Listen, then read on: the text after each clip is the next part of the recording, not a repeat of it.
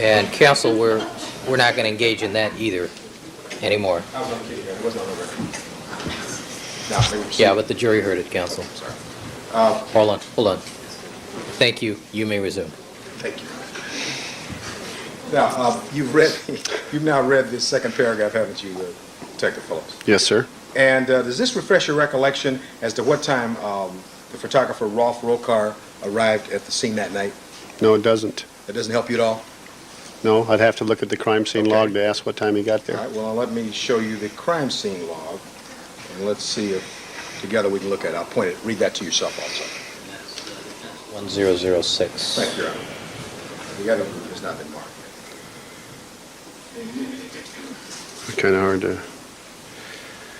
Kind of hard to read. I'd have to have I don't know what that time is. It's 03 something and 03:15, I'm guessing. We yet. have Hard to a- read, is that correct? It's impossible. Between these two documents, one indicating he arrived about midnight and the other at about... Objection. Oh. Objection. Sustain. It's hearsay. All right. Do you know whether or not... Motion to strike. Do you- Counsel. Do you, Well, the objection was sustained. There's no answer.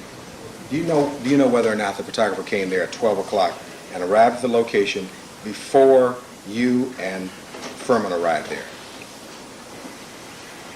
I don't see how he could have done that. All right. Can I ask you then to read this next paragraph to yourself?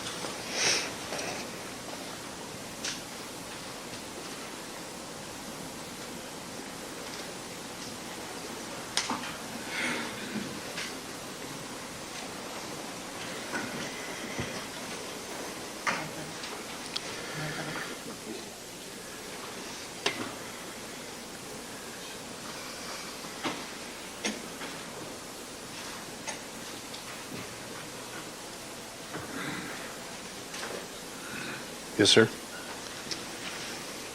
Have you read that? Yes, sir. Does that in any way refresh your recollection? Well, I think that if I were reading that paragraph, I'd have to assume that Mr. Roker has myself and Furman mixed up with Van Adder and Lang.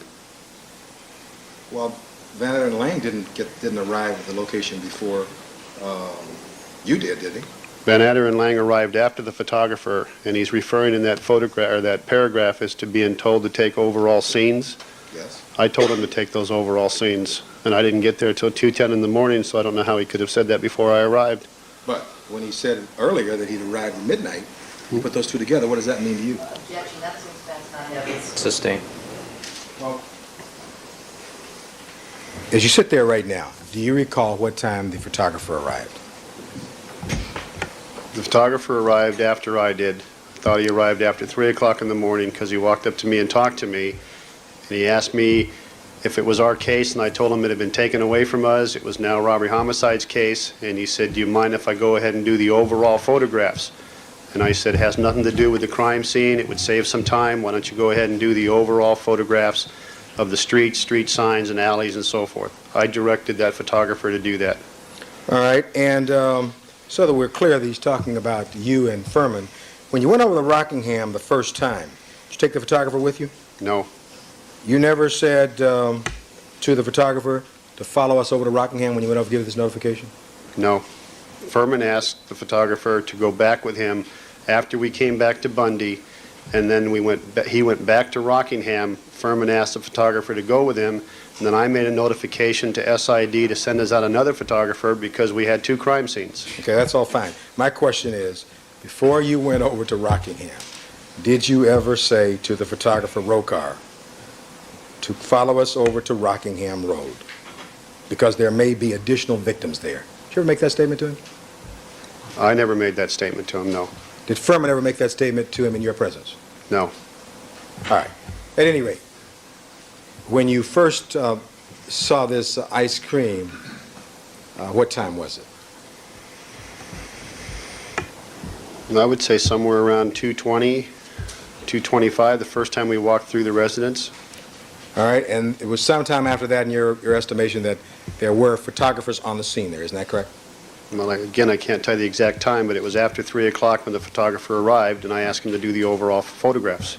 Did you ever, when you asked him to do these overall photographs, did you ever ask him to photograph the interior of that residence? That's part of the crime scene. I didn't ask him to do that. All right, your answer is no, you didn't I ask him did to not photograph? ask him to do that.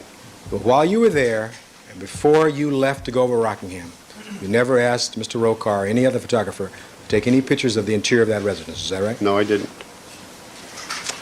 And specifically, you never asked him to photograph the ice cream cup, did you? Objection, this witness has already testified this is not I'm his crime asking. scene, not his job to do. He's Overall. It's asked. irrelevant. Overall. Do you understand the last question? I did not direct the photographer to take any photographs inside that residence. All right. Now, once you got inside the residence, you went through the kitchen, is that correct? Yes? And once you got into the kitchen, you became aware, did you not, that a phone call had been made from the interior of that residence, isn't that correct? Was not made aware of that until hours later. All right, and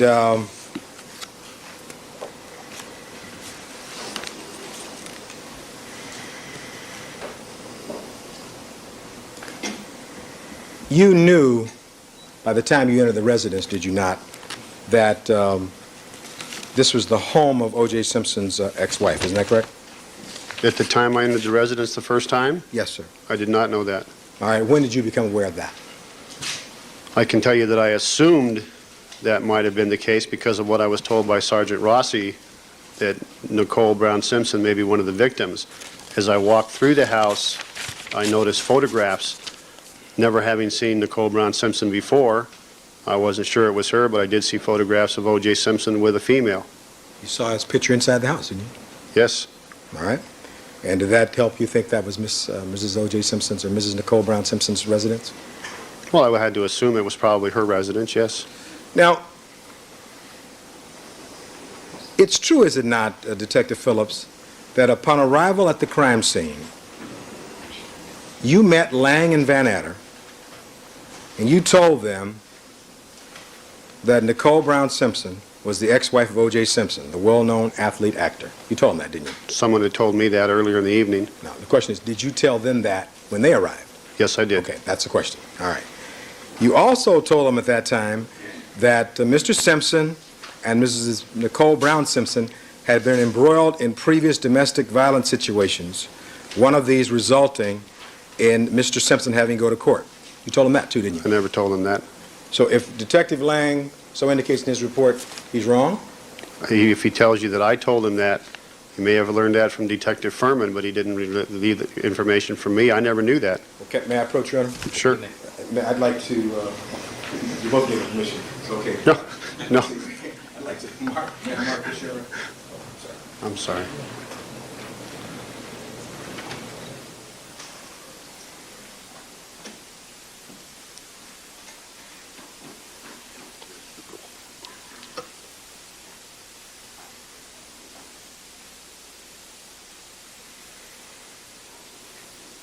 I think I should mark this, Your Honor, confirming this, and I think this is D1021. 1021. 1021, I'd like to approach, and I've shown this to counsel now. I want you to ask you some questions after you read this to yourself. I want you to read two paragraphs. The paragraph 2 and the next to the last paragraph, that one, to yourself, first of all.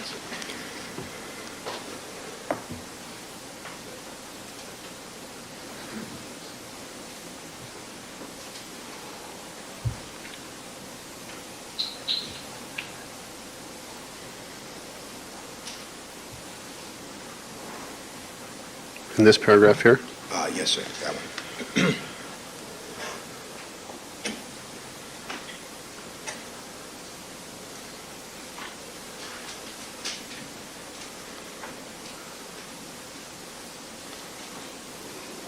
Okay.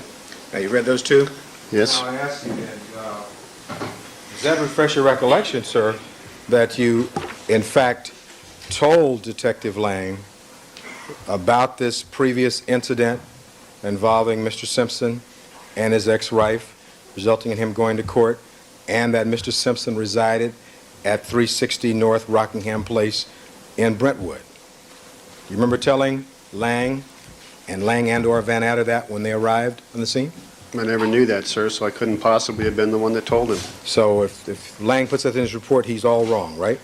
Well, objection, Your Honor, that misstates what counsel's read in. It indicates here, by inference, what counsel's trying to indicate is that they were informed about that. Is that an objection? upon arrival. Is that an objection? This speaks for itself. I'll be glad to read it then. This meeting, Your Honor. Let me Let me see the document. All right. May I approach? You may.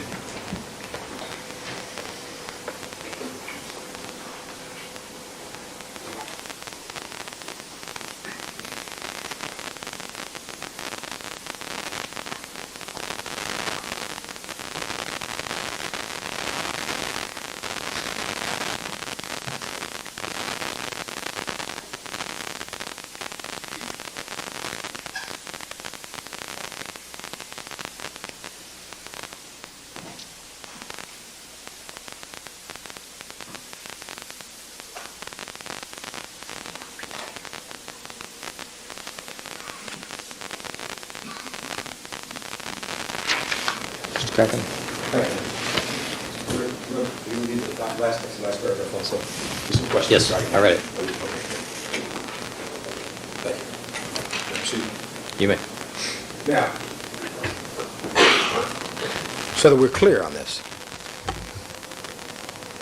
did you ever say to Detectives Lang and or Van Adder that when they first arrived at the scene, they were met by you? You're Detective 3, Ron Phillips, right? Is that correct? Yes, And you're the West Los Angeles Division Homicide Coordinator, isn't that correct? yes, But Phillips stated that Victim Brown was the ex-wife of O.J. Simpson, a well-known athlete actor. Did you ever say that? no. Didn't you tell us you found that out at some point? Somebody else told you that? Someone told me that later that night. I didn't know that before I got there. Okay, but this is after they arrived. Okay. So it's after you were there for a while, and they arrived after 4:10. All right? You know that by that time? Did you know Okay. it? I knew it after someone had told me I arrived, yes. And what time was that? Sometime between 2:10 and 4:30. Okay, so did you know it by the time that Lang and Van Adder arrived?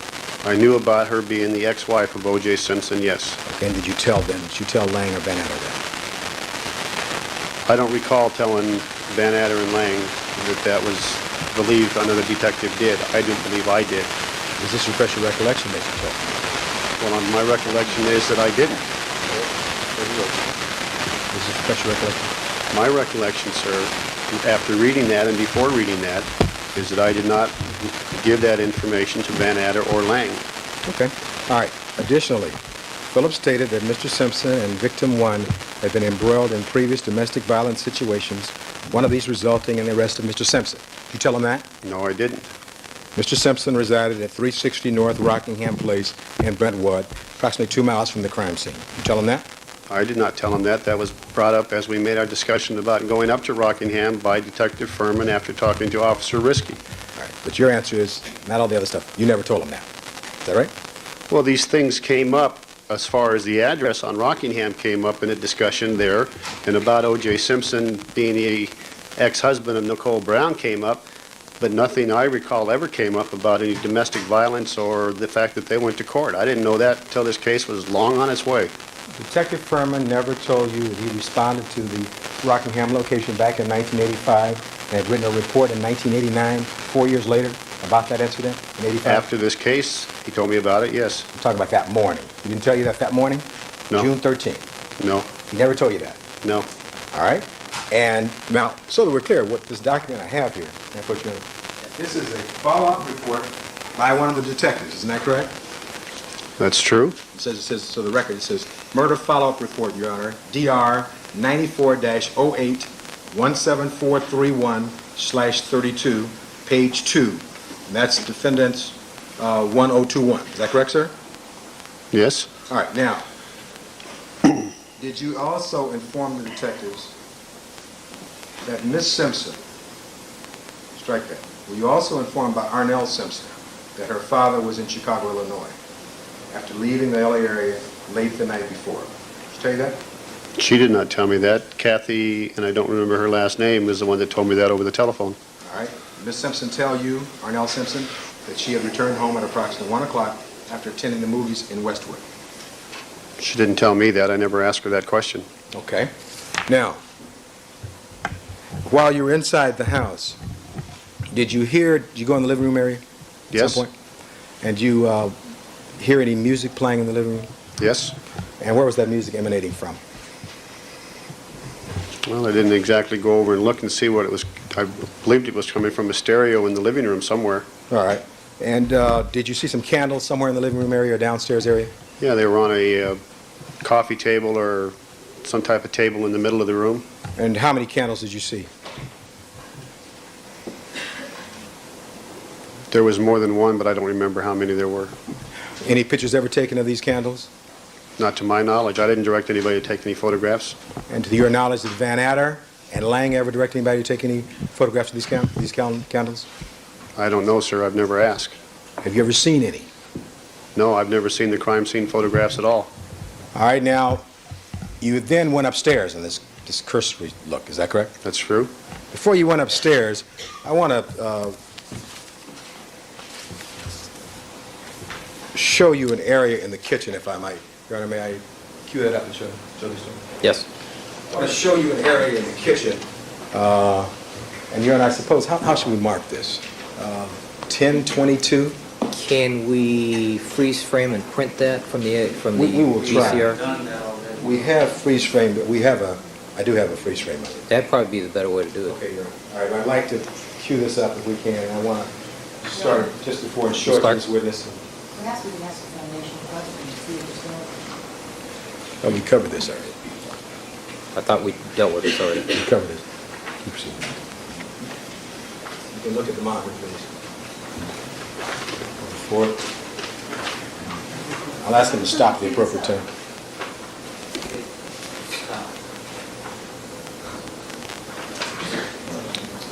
All right, cut it. Cut it. It wouldn't stay on. It probably has one of those gizmos that after it's paused so the heads don't flatten, or the rollers. Can we go back to that location?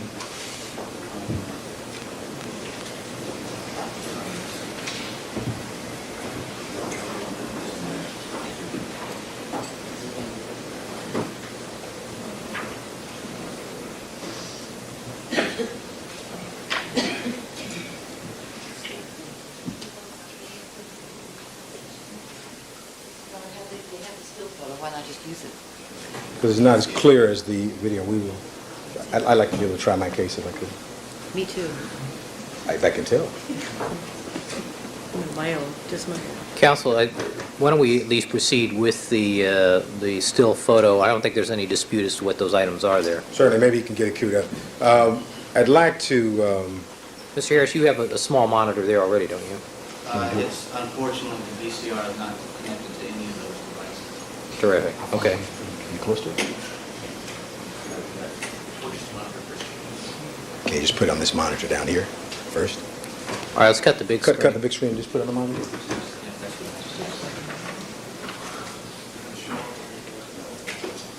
No, just cut the big screen.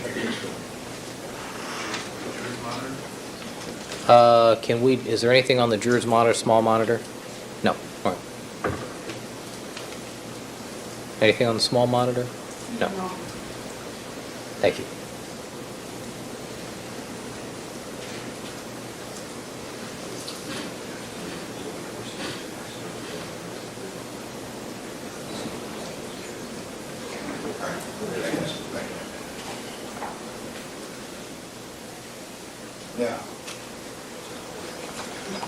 Now we'd like to start at this point, Your Honor. Right there. Okay. Now, All right. now put it on the big screen. Yes.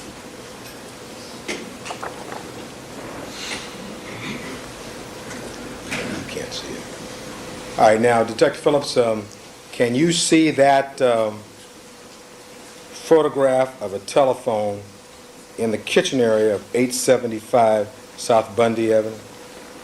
Can you see that? Well, I can see the picture of a telephone. Yes. Can you see that? Yes? Okay, and do you see the names, you see those dials at the top there? You know what those are?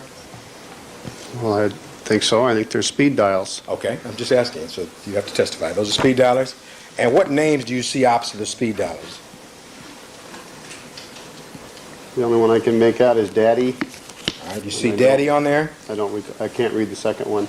Do you see the name Dita, D-I-I-T-A dash Opa, O-P-A? All right, Do you see after that Cora, Cora. C-O-R-A? yes. Then Robin, You see Robin and then Pam. and Pam. You see those? Yes? Now, when you walked through that kitchen area, now I'd like Your Honor to mark, and I think this is D1022, 1022. 1022. I've shown this to counsel. I'd like to mark this as defendant's next in order, and I want to show this to up close and personal to Detective Phillips, Your Honor. When you were in the kitchen area, or in the living room area, or any room where they had phones, did you ever have occasion to go over to the phones and look and see whether or not there was a speed dialer with any indication of any names close to the speed dialer? No. And so later on in the morning, when you were looking, trying to reach O.J. Simpson by phone, if you looked at that speed dialer, you could determine right off that phone. Isn't that correct? If I'd have thought about it. Objection.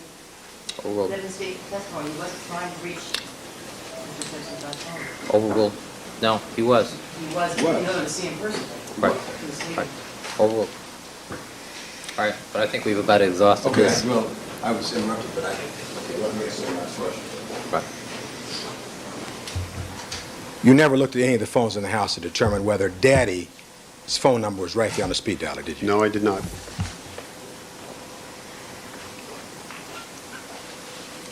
Now, when you got up the stairs, you... Thank you. When you got up the stairs, you went to the master bedroom you described for us, is that correct? Yes? And you saw that the bed appeared mussed or messed up, is that correct? Unmade? Unmade? And you saw more candles burning around the bathtub area? In the master bathroom, yes. The master bathroom? And do you know how many candles there were lit in the master bathroom area? There was more, probably a couple or more. Like how many? I don't know, sir. Okay. 2 or 3 maybe. You see any photographs of those since that time? I haven't seen any photographs at all. All right. Did you see any bath water in the bathtub in the master bedroom? I don't recall ever seeing any water in the master bathtub. You have no recollection of that? No, sir. Did you write a report in connection with your observations inside that residence? No, I did not. Did not write a report at all? No. You have any notes? No. So what you're testifying about today is just purely and simply your memory from June 13th, early morning hours. Is that right? That's all I've got to go with. All right. And now, did you look into the 2 other bedrooms upstairs that belonged to the children while you were there? Just briefly, yes. Have the children been taken out at that point? Yes. Inside that residence, did you strike that?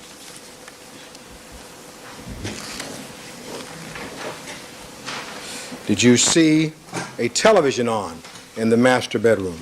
Yes, I did, sir.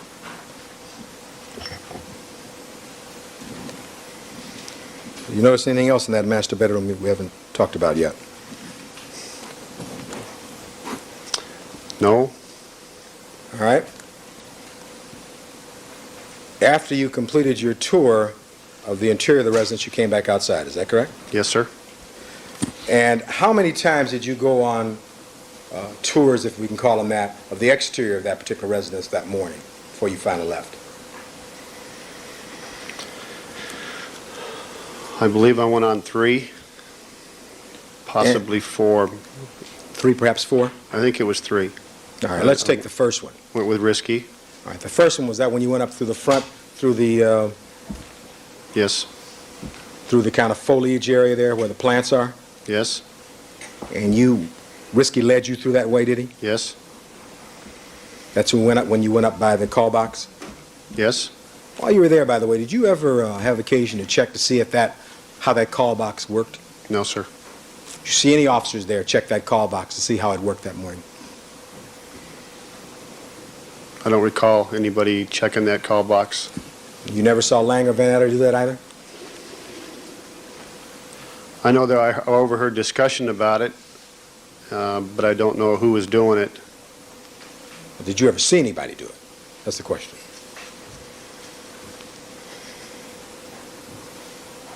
I may have gone out at one time to listen for a click much later on in the day. I think I did that once. Well, when was that? Well, that was, as I say, it was much later in the day. Like what? I don't have any idea of the time, sir. It would be later in fact, it may not even have been that day. You have a report on that? No. It's not on your log. And you left at 10 o'clock, right?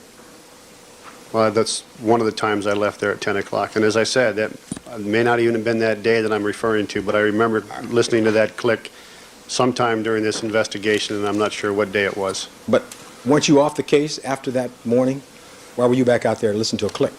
Oh, there was times when they called us up to assist, to go out and assist them in doing stuff, or... All right. Well, if you listened to a click and you heard a click, can you show me a report where you wrote that down or you told somebody about that? I didn't write anything down. What else did you go back out and do that you've not written down? That would be it. All right. So the question was, though, did you see any detectives that morning checking that call box out and seeing how it worked from inside the residence? I don't recall seeing anybody do that. Okay. While you were there, in addition to calling the coroner, it's also very important, is it not, to call the criminalists out so they can start trying to collect evidence. That's important also, isn't it? That would have been done by the homicide investigator that was assigned to the scene. My question, listen to my question. My question was, it's also important, is it not, to call the criminalists early to the scene. Is that correct? Yes. All right. And during the time that you were in charge, between 2:10 and 2:38, did you ever call the criminalists? No. Do you know the names of the criminalists who ultimately came on this particular case?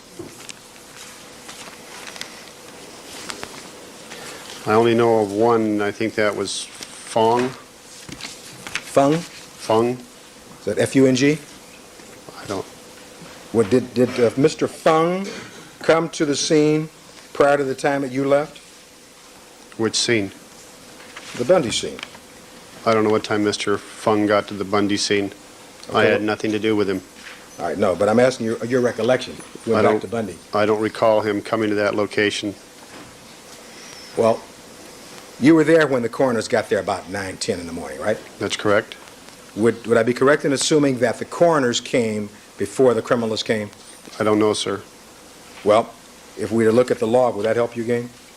It would tell me what time they got there, but it still wouldn't refresh my memory as to me seeing them there. All right, well, you have no recollection of seeing him at all at Bundy? No, I don't. Not that morning. All right. You see him at Rockingham? Later on in the day, yes. No, I'm talking about in the morning now. You see him in the morning. No.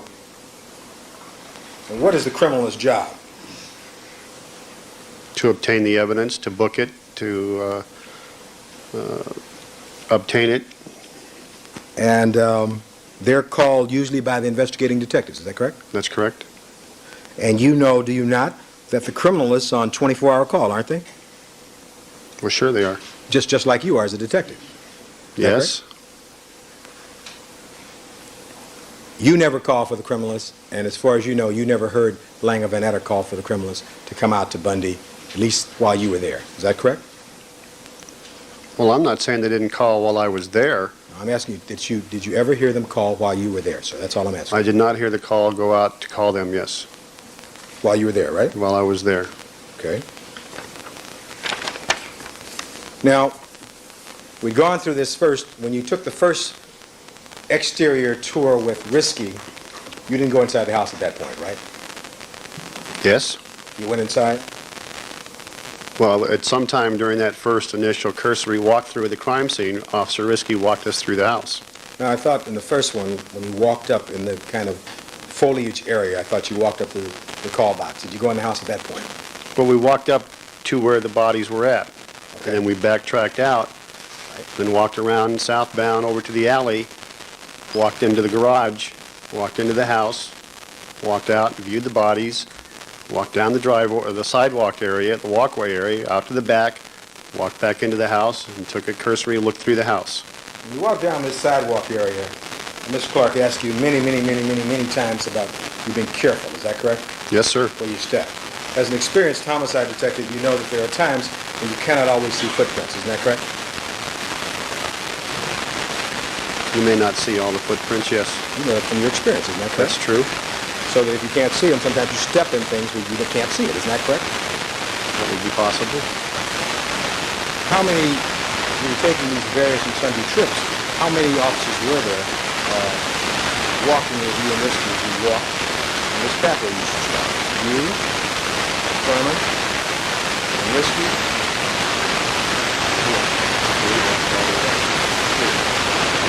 And later, in Lansing, and other things, before then, they went to the street.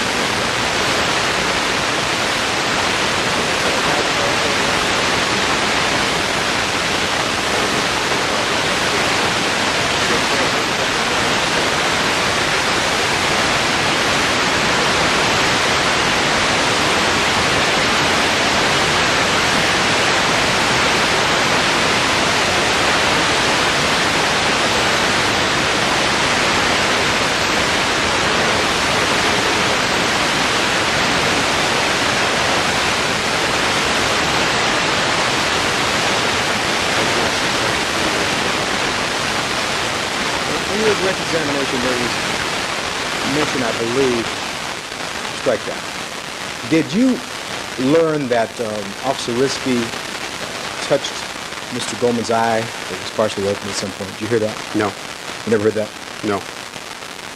You knew at one point that Officer Risky went around to the north of the property on the other side of the fence. You knew about that, is that correct? He took me around there. You walked around there, so you saw that. Yes. With regard to this walkway area, do you recall seeing that the walkway was very stained with berries from a tree that had dropped down? Have you seen that at all? I believe there was. All right, if we could find that, I want to try to get a couple of pictures which I think demonstrate that if I can. So many photographs. Let's see.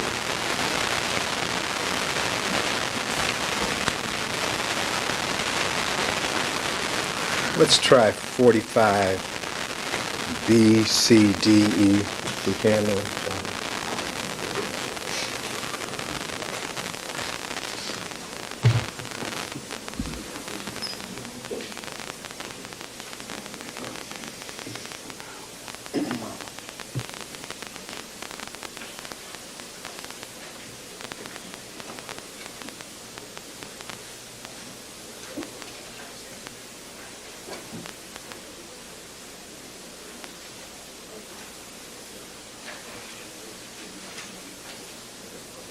Because there's so many photographs, I'm going to ask you to cut the feed because we won't know until we actually see. We're looking for a particular photographs, Your Honor, at this point that I want to show the witness. People's Exhibit 45A.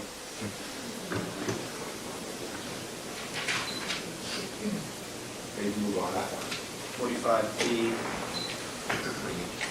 45C.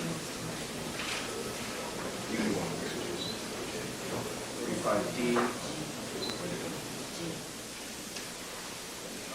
Just stop there. Stop at that one. Now, what number is that, Johnson? That is 45E. 45E? I'm sorry, that's 45D. 45D, Your Honor. Can you see it on the monitor, Detective Phillips? Yes, sir. And I think you were asking questions about this particular photograph regarding some alleged bloody footprints or whatever. You recall that? Yes. You see those shoes there? Can you see those? There's a pair of white shoes or light shoes and also a pair of dark shoes up there. You know Yes. those shoes belong to? No, sir. Would I be correct in assuming that, you remember that the photographer Rokar that morning was wearing some light colored shoes? Like those shoes there? I have no idea what kind of shoes Mr. Rokar was wearing. You have no recollection of that? No, sir. All right. So you don't recall whose shoes those are? I don't know. All right. And the shoes at the top, you can't tell us whose shoes those are? Okay. No, sir.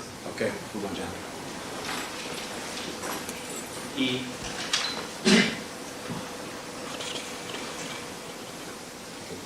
Now, with regard to these footprints, the shoe prints you were asked about, do you recall that as you looked down this particular route where these shoe prints were supposedly going toward the alleyway, that there came a time that you saw two shoe prints that were facing parallel toward the house, perpendicular to the house. Do you remember two footprints that went right toward the house? No, sir. You remember seeing those? No, sir. Anybody ever show you those? No, sir. And yesterday when Ms. Clark was asking you questions about the blood drops, may I have just a second here?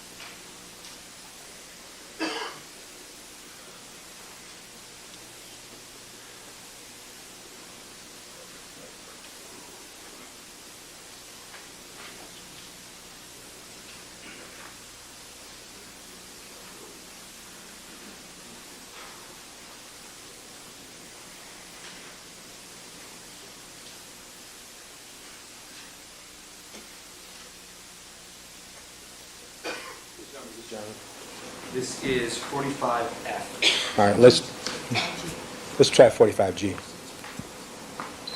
45G. No, try the next one. Want to try? 45H. No. 45I. Why don't you move to 48 series? Move to 48. 48.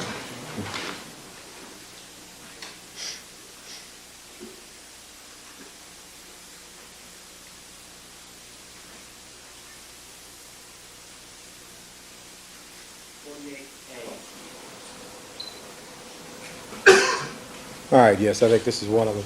Now, Detective, in this photograph, it's a longer view. Was my understanding, you said 112 up there? Yes, sir. Does that purport to be like some kind of a blood drop? I'd have to look at, well, I think that was 112 was a blood drop. I can't see that from this photograph. Okay. And could you tell us how far the nearest footprint was from that alleged blood drop? No, sir. Well, you were out there that morning. What's your best estimate? I would not, I don't recall. 4 feet, 5 feet, 6 feet? I couldn't even guess, sir. You can't even guess? I did no measurements. I did no crime scene evaluation. I did no crime scene sketch. All right, you just saw your cursory look, is that I right? would have no idea what distance is. Okay, fine. Jonathan, next one. 48B. All right, move on. 48C. Okay, move on. 48D. Move on. 48E. Move on. 48F. Right. Now, you see 48F there? Yes, Can sir. you see that? I want you to look, first of all, can you step out, can you see up on this banister, this white banister? Yes. You see what appears to be some little berries or whatever that have fallen from the trees above? Can you see that? Well, I recall them as being some type of berry or something like that, yes. Reddish in color? A berry, Okay, a berry. purple, reddish, brownish, All right. berry. All right, some kind of colored berry. All right. Now, I want you to look at those stairs there as depicted in 48F. Do you see that how these stairways are stained? Do you see also that there's apparently some berry residue on those particular stairs? You see that? Well, No, the picture speaks for itself. I'm asking. No, you're testifying that's berry residue. We don't know that. All right, well, let me phrase it another way, Your Honor. Perhaps berry residue was a bad choice of words. What's that on those steps that looks like those berries coming from the trees? Well, is that... Do you remember... I'll move to strike that question, too. What I'll does strike it the look question. like to you? Yeah, okay. I'm not a horticulturist. I have no idea. No, I know. I want to make that as clear as possible. Now, look at that photograph. Now, what do you see in that photograph on those steps? I see debris on the steps. I What kind see of debris? Some of them brownish, red, purplish berries. All right. And they're going up those stairs, and those are the steps that go up the back way there. Is that correct? There's a lot of it. A lot of it. Thank you, Your Honor. Yes, sir. Will this be a good time, Your Honor? Good as any. Okay. All right, ladies and gentlemen, we're going to take a recess so we can switch court reporters at this time. Please remember my admonition to you, don't discuss the case amongst yourselves Form any opinions about the case. Don't allow anybody to communicate with you about the case. Don't conduct any deliberations till the matter has been submitted to you. Deputy Magnero, let's take him upstairs. All right, council will resume at 25 minutes after 3. All right, thank you. And Detective Phillips, you can step down. Be back.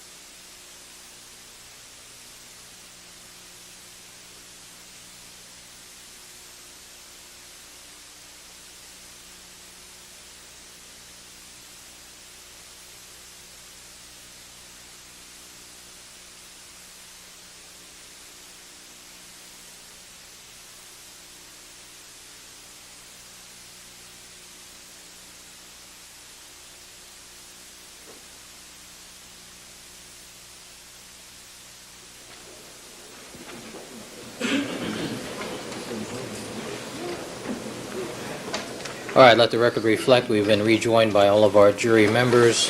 Detective Phillips is still on the witness stand.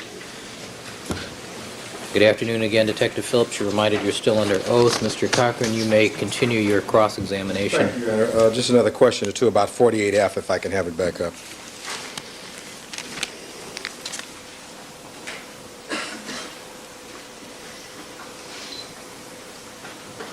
Detective Phillips, when you saw that area on the walkway where you saw the debris back there, did you find that sometimes that the debris would adhere to or come in contact with your shoes as you walked in that area? I never paid any attention to that, sir. I never checked that out. You never checked that out, huh? No, sir. All right. You see it there, though, now? Do you have any question in your mind that that would come in contact with your feet and shoes if you were walking back there? Well, imagine if you stepped on it, it would come in contact with your feet, yes. Yes, and then to get back there, you'd have to step back there, wouldn't you, to walk back there? Which you did? You did walk back there, didn't you? I did walk back there, yes. Okay, sir. Now, with regard to the location at Bundy, you've told us that you did not take any notes at all, either Bundy or Rockingham. Is that correct? That's correct. It's true, is it not, that your partner, Detective Furman, did in fact make some notes. Isn't that correct? I believe so. And if you were to see those notes, you'd recognize his handwriting, wouldn't you? If he wrote it, yes. He printed I've seen it. it before, yes. Your Honor, I'd like to have a 3-page document, D 1022, Your Honor. I'd like to show it to counsel and folks with us. All right, 1022. 23. 1023. 23, I understand. All right.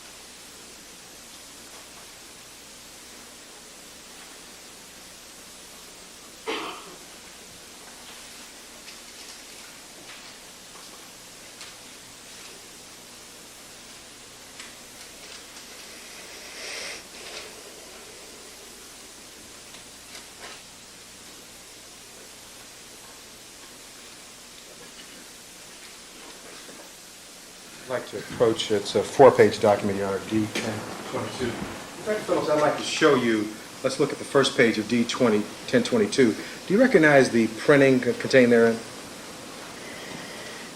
It appears to be Detective Furman's printing. And you recognize that from your prior association and the fact that he's your partner for some number of years, is that correct? Looks like his handwriting, yes. All right, and these are notes that he took in the course of the investigation that particular evening, is that correct? Yes. I assume they are. I just took them from him and handed them over to Van Adder and Lang. I never read them. So, if you're asking me if these are the notes that he took that night, Yeah. Well, I'm asking you first of all, is this his handwriting? it appears to be yes. Okay. By the way, did you find a handwritten note on an upstairs coffee table at that residence? No, I didn't. Did Detective Furman find a handwritten note on the upstairs coffee table? I wouldn't know that, sir. You don't recall that at all? No. I want you to look at this item number 5 and see if this refreshes your recollection at all. You read it to yourself.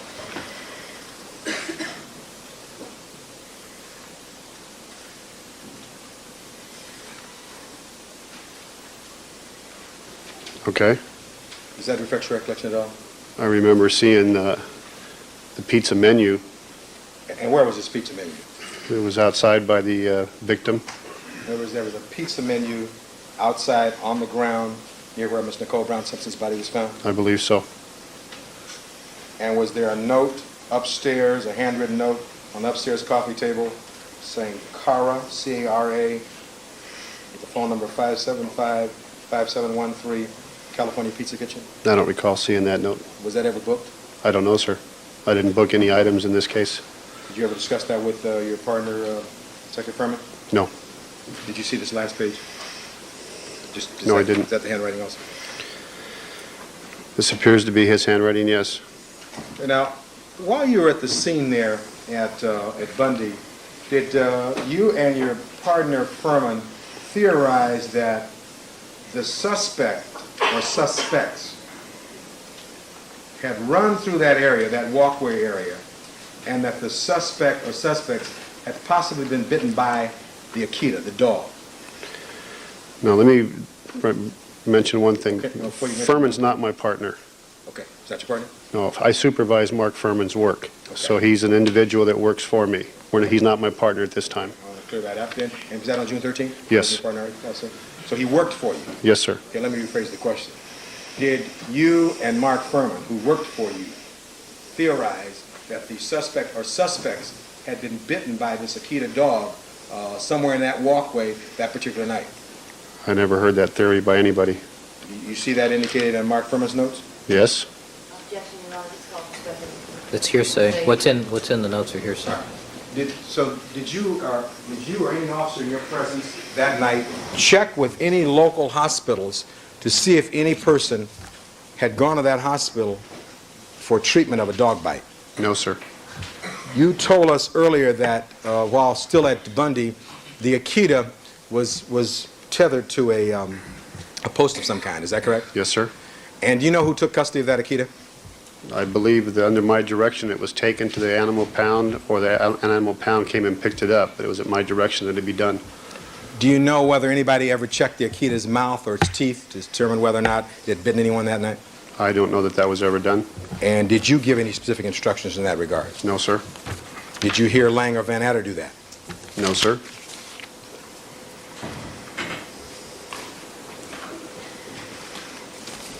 Now, you described for us yesterday that at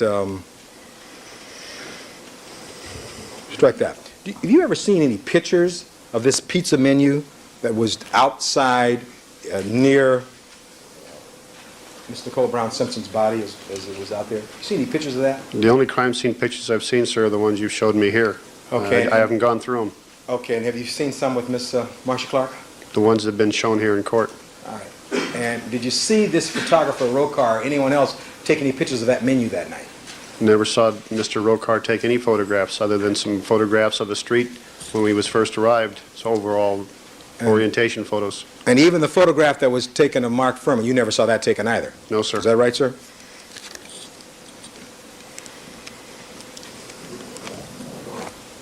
Now,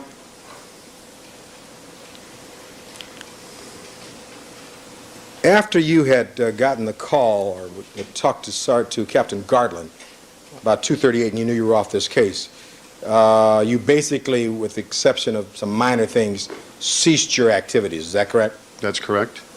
When was it that you were told that you had to give this so-called VIP notification to Mr. O.J. Simpson? When were you told that? When I first arrived at the location at about 2:10, 2:11, 2:12. And who told you that? When I first arrived at the location, Sergeant Rossi was on a cellular phone talking to Commander Keith Bushy, and he handed me the phone. All right, so is Keith Bushy the one who told you that? Commander Keith Bushy, yes. All right, he told you to give O.J. Simpson some kind of VIP notification, is that right? Didn't mention it as VIP notification. He just said to make sure that you notify Mr. Simpson, if possible, in person, prior to the news media finding out, because it would be insensitive for him to find out through the news media about what's taking place at this house on Bundy. Right. Now, first of all, doesn't the LAPD policy apply to the next of kin? Yes.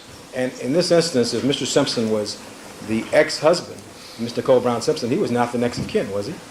Well, our main concern was his children. Can you just answer my question? He was not the next of kin, was he? Not of Nicole Brown Simpson.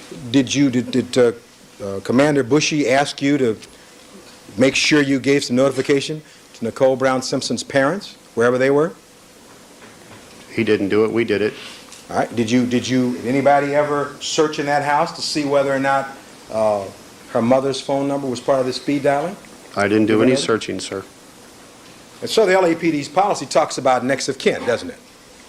Yes. Isn't that right? Yes. And the policy also talks about giving, where possible, person-to-person notice as opposed to over the phone. Isn't that correct? If possible, yes. And part of that's because of city liability. If you call somebody up over the phone and tell them something, they might faint or have a heart attack. Isn't that right? I suppose that is brought into it. That's part of the policy, isn't it? I suppose that's part of the reasons. Okay. Now, so in this instance, when you were talking to Commander Bushy at 2:10, did he tell you to give some personal knowledge to the parents of Nicole Brown Simpson? No, he did not. You were concerned about Mr. O.J. Simpson, and you never at any time looked inside the house to see whether or not there was a number where you could call him in the house, right? Inside Miss Nicole Brown Simpson's house. You didn't do that. When you say concerned about Mr. Simpson, I was going to make notification of Mr. Simpson. What I was concerned about was the welfare of his children. Okay, I understand that, but I'm asking you, did you look inside to expedite any search or trying to find him by looking for his number inside the house? I did not do that, sir. Okay. And so as I understand it, even though you were off the case as of 2:38, when you and the other officers left to go over to Rockingham, what was your purpose in going over to Rockingham if you were now off the case? To go over and notify Mr. Simpson of what I'd been told to do and possibly assist Tom Lang or Phil Van Atter if they needed anything else. We were already up. We were there. All right. Well, was there any problem now? They were now on the case, and they were both senior detectives from robbery homicide. They now arrived at the scene, right? Yes. Got in there at 4:10 and 4:25, right? Yes. It's now about 5 o'clock in the morning, right? Okay. And did you ever hear Phil Van Atter say, "I used to work West Los Angeles. I know where the Rockingham residence is"? Did you ever hear him say that? No, I don't. I don't remember him ever saying that. I know that Phil Van Atter used to work West L.A. Would you be surprised if he testified he knew where Rockingham was and how to get there from Bundy? Would you be surprised at that? Wouldn't surprise me at all. All right. Now, when you were talking with the other detectives, with Mark Furman, did you ever hear him say, well, the two of you were just waiting around, I know that, strike that, I know where O.J. Simpson lives, because I've been there before. Did you ever hear him say that in your presence? I think that was in the conversation we were talking about where he lived, and he said, I know he lives up off of Sunset someplace. I'd been to his house before, but I don't remember exactly where it is. That's when he asked another officer to run the Jeep license plate. We came back with the address. He asked that officer, is that address, where's that address in relation to? And Risky said it's near Cliffwood. And then Mark Furman says, yeah, I know where it's at. All right, when was that? What time was that? Before we ever left the Bundy location. All right, well, what time? Probably 5 minutes or so before we left. So maybe about 4:55 or there in that time frame? We were preparing to go up there, and we were trying to make plans to do that. All right. In addition to indicating that he knew where Mr. O.J. Simpson lived, didn't he say he'd been over there in response to some domestic call back in 1985? Didn't he say that to you? Never told me why he was up at that location. He told me he responded to that call when he worked patrol. He didn't tell you why? No, sir. Did you ask him? No, sir. Did you hear Langer Van Adder ask him? No, sir. Now, before we leave Bundy, while at the scene, you came there with a cellular telephone, did you? Yes, sir. And is this a City of Los Angeles issued cellular telephone? No, it's not. This your own personal cellular telephone? Yes, it is. And you made a number of calls from that location that night, is that right? I made several calls during that day, yes. All right, may I put you on record? Yes.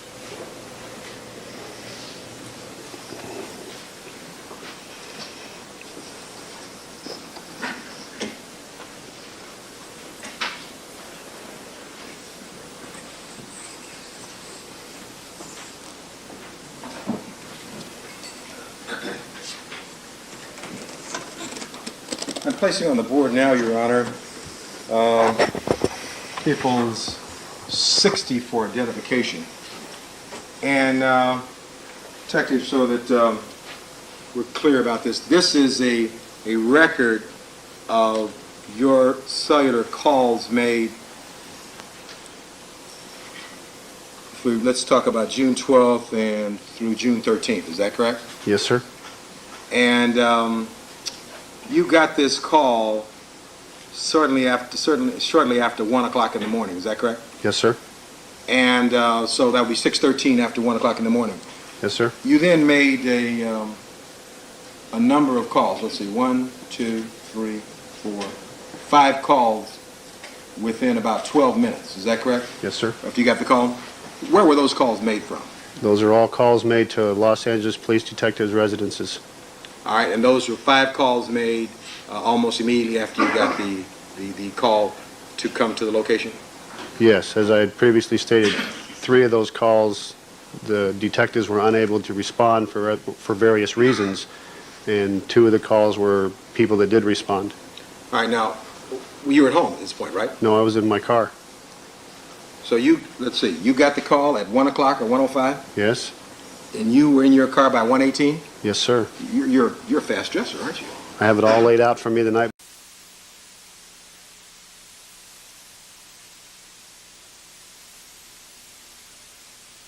Like that we have now been joined by all the members of our jury panel. Good morning again, ladies and gentlemen. Detective Ron Phillips is still on the witness stand on direct examination. Good morning, Detective Phillips. Good morning, Your Honor. Detective, you're reminded that you are still under oath, and Ms. Clark, you may continue with your direct examination. Thank you, Your Honor.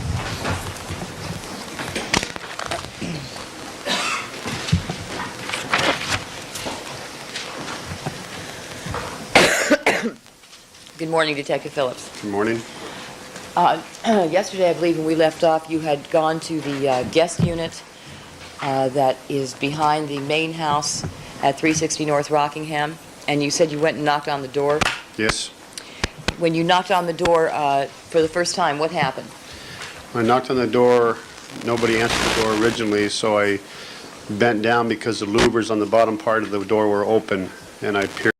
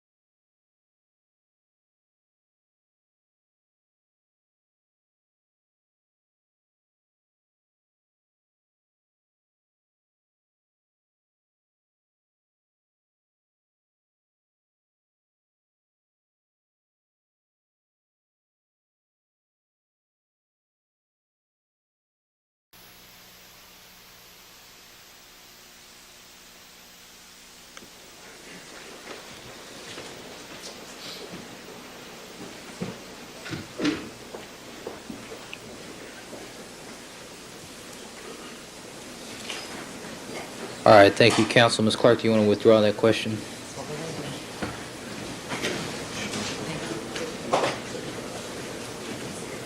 Withdraw the question? I withdraw the question, Your Honor. All right, proceed. I'm going to try and ask a better one. Could we, does that show the whole thing? All right. Let's look at that first paragraph, sir.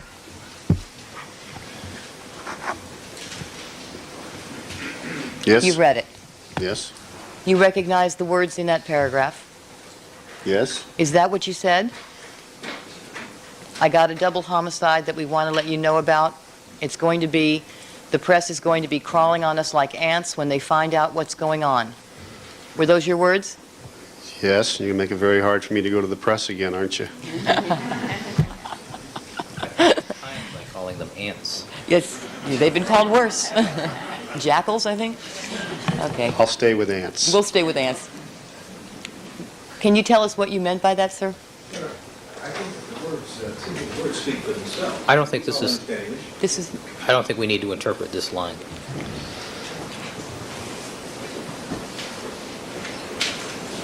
but I do, let's go to the next one. All right.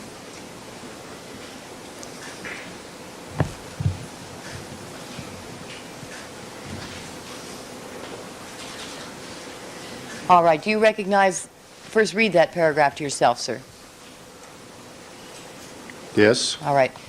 Do you recognize those words? One problem is that it should not have underlying which counsel has on this. Do you have an unmarked copy?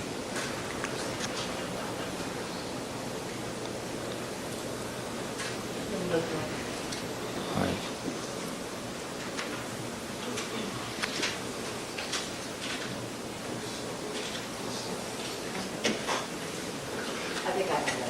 All right, let's take that one down, Mr. Fetlow.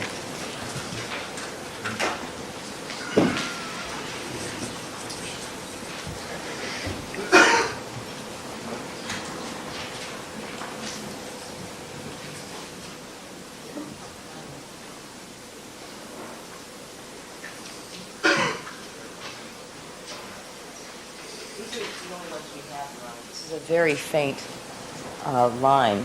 It's a line, that's the fact doesn't make any difference. That's the way it came to us, Your Honor. There's nothing improper about a line, Wait. and I'd like to, perhaps counsel... Wait. You don't have a clean copy of that document? This is the way we got them. No, Your Honor, let me give that's not true. We have. Hold on. I'll be glad to give her a clean copy. How long is the document? No, it is true that these are the Wait. only ones we have. Wait. Counsel, when I say wait means stop. All right? How many pages is that? Altogether, Your Honor, it's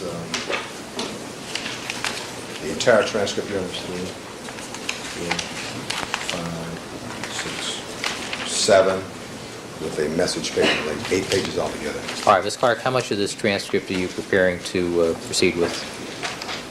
I believe it's only the first page. Mr. Cochran, do But you... why don't we, may I ask a favor, Your Honor? I was going to have my staff make a clean photocopy for both sides. I have clean photocopies. That's what we have. It's She can clean. have that? She can have that. Let her have that. We don't need the comments on either side. She can have that, Your Honor.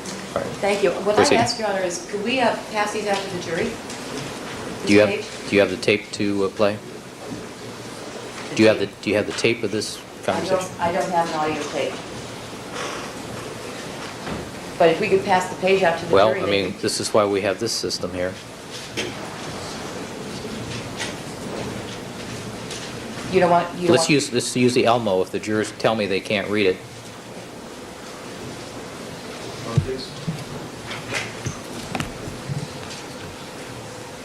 All right, 1492, can you read that? Thank you.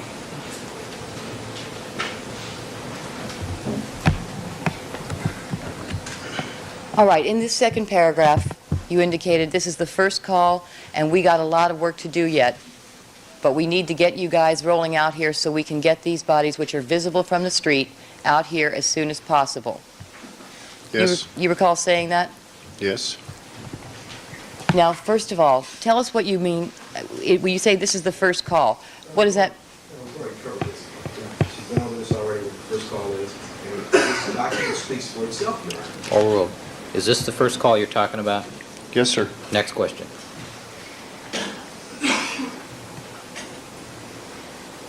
You indicate you've got a lot of work to do yet, Yes.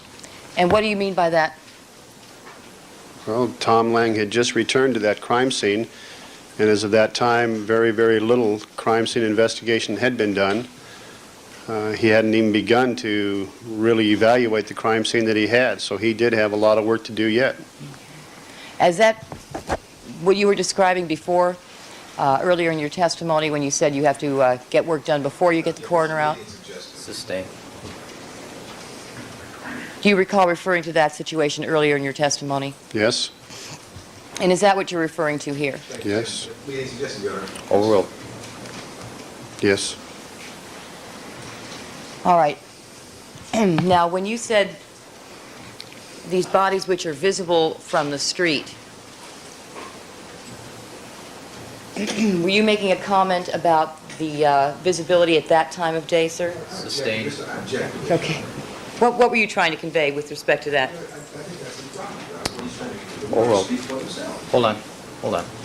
What problem is created by bodies being visible from the street? Well, they're viewed to the public. The public can see them. We just as soon get them moved as soon as possible out of the street. Just common decency? Common decency to the families, to the victim. Next question. And they were they were visible at that particular time, sir? To you? Yes? Was it light out by then? Yes? Now, when you say we, who are you referring to? I was making this phone call for Tom Lang, so I was referring to we as in Tom and I. And you indicated as soon as possible? Well, that's why we were making the first call to get them ready to go. We would make our second call when we wanted them, and they would be ready to do it. We could get it taken care of as soon as possible.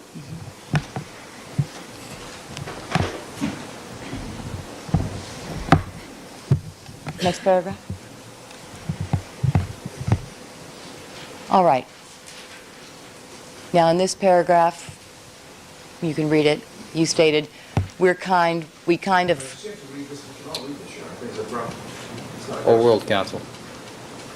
not following procedure, but we're kind of asking a favor and, you know, kind of work a little bit on this one. Yes? What procedure are you referring to? Well, I'm referring to a procedure or policy of the Los Angeles Police Department where if I'm the investigating officer or the senior officer at a scene of a major unusual occurrence or a major news media event, it's my obligation to notify the press relations officer or the media about the situation that's going on, and I chose not to do that. And is there something in your manual, actually, that says you are required, or the investigating officer is required to notify the media when a high-profile case occurs? Well, it talks about, I believe, the senior officer at the scene, and at the time I was making the phone call, I was a senior officer at the scene from West LA.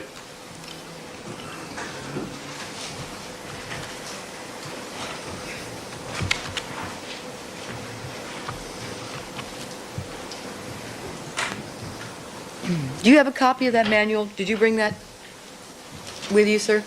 Yes, I do.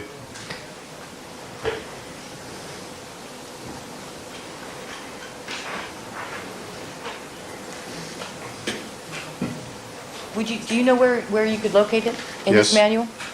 Would you please do that? All right, record should reflect Ms. Clark is handing. Thank you. I'm very sure like I'm handing him a book that appears, that states on the front of it 1994 to 1995 Manual of the Los Angeles Police Department.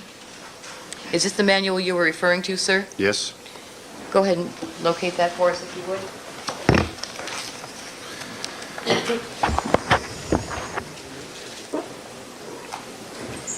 And Detective Phillips, what section are you making reference to? We're looking in Volume 1, 420.40. All right, Mr. Cochran, do you have a copy of that? No, may I put it in? Do you want to have the clerk make a photocopy of that, counsel? Yes, sir. All right. Detective Phelps, why don't you just hand that to me, please?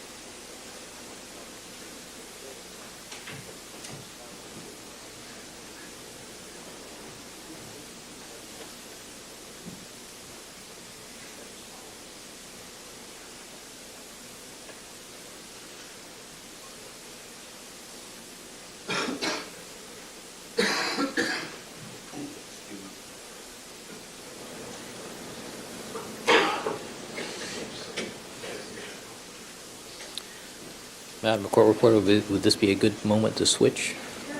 All right.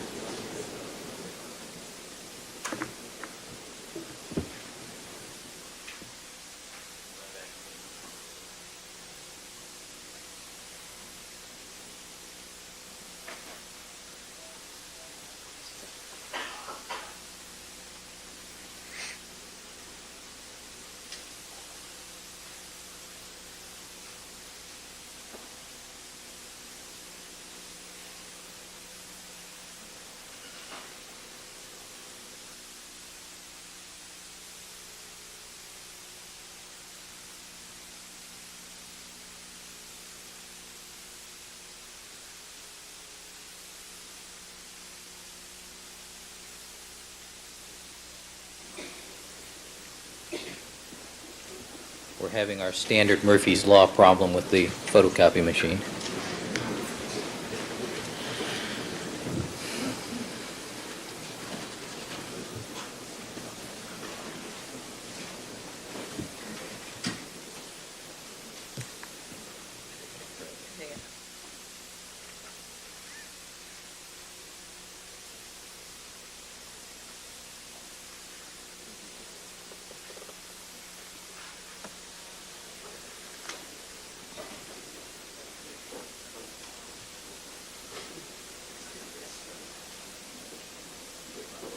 All right, Ms. Clark.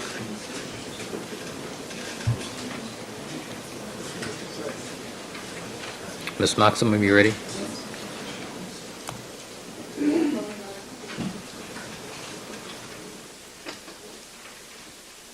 Counsel, you have to give a copy to the people.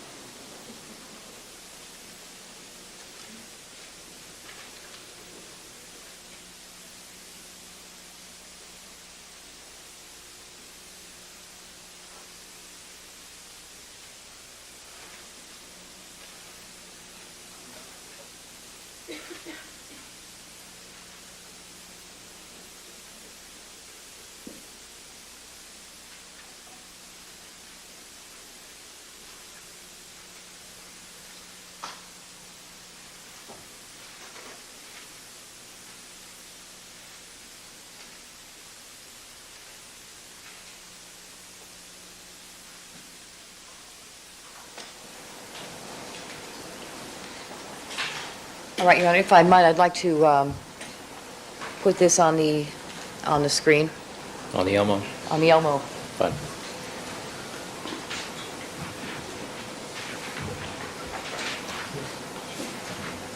All right, you indicated that in your conversation with the coroner, there was... This is not asking a proper question. It's a foundational... Overruled. That you were kind of not following procedure, and now you want to explain to us the procedure that you were referring to. You want me to read it? Sure. Responsibility for release of information. When an event being investigated is such a spectacular or unusual nature as to stimulate general community interest, the news media will be notified. Normally, it is the responsibility of an area or division commanding officer or the senior officer at the scene to make such notifications. However, when there is an event of major proportions, the press relations officer will assume responsibility for the release of information. And that was the procedure you were referring to in your conversation with the coroner that morning? Orwell, Yes.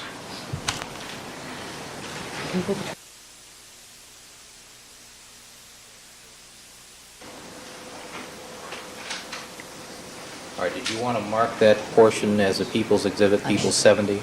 I should. Thank you, Your Honor. All right.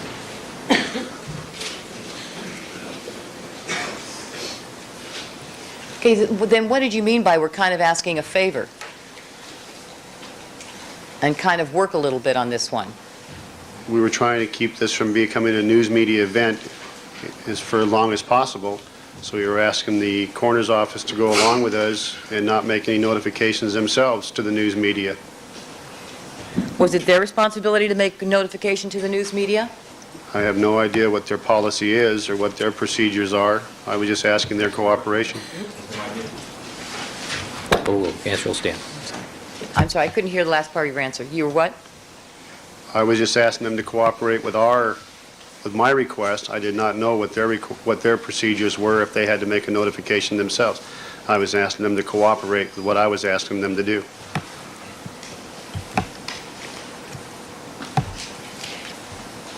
Under ordinary circumstances, what should you have done? In this situation, you indicated to us that you called the coroner. You said, look, I don't want to call the media. They're going to be all over us. And so you didn't. You didn't notify the media. Under ordinary circumstances, what would you have done if you were to follow the procedure that you were trying not to follow here? Trying to get me in trouble, aren't you? What I should have done... Old.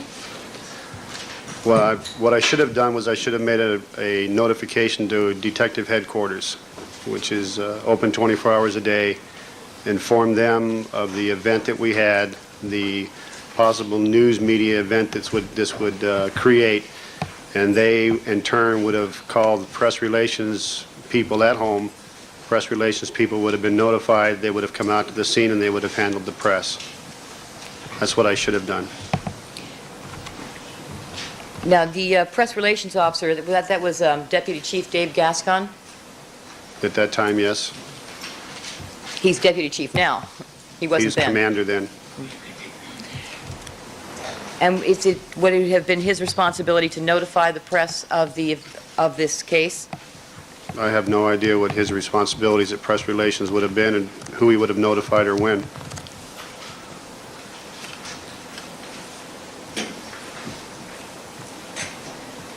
What was your concern then? Why didn't you want to call him? Well, I didn't want to not call him only. I just did not want the press notified. There was several items that had come into play at that time. As the West LA coordinator of the homicide unit, and I don't actually work the homicides, I'm a peripheral person out there. I have sergeants walking up to me and lieutenants walking up to me going, how long are you going to keep my people here? We have other calls for service. There's other people that need the police out here. The longer I kept that unit there, the less time they would be out on doing patrol functions. The change of watch was coming down at 7 o'clock, which meant morning watch was just getting relieved of duty, and that day watch was coming to work. All the cars that were at West LA out in the field at the crime scene needed to go back to West Los Angeles to be given to the day watch units so the day watch units could come to work. So I had a change of watch going on. All right, next question. So what was the problem then? A manpower problem? Sustained. What was the problem that you were concerned about? Was concerned of a resource problem at two different crime scenes in the same division with manpower to adequately protect both crime scenes and also do whatever other functions West Los Angeles community needed. And how would the press presence have complicated that? We would have needed more press or more police officers to cordon off the areas once the press got there, as we all found out later on. What happened later on? We had several media personnel show up. and crawling around us. And when was that, in terms of time? Can you recall?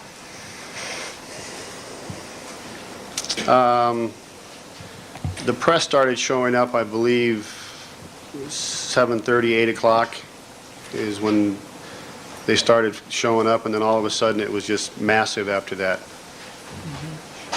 And did it just continue to build after about 8 o'clock? Sustain.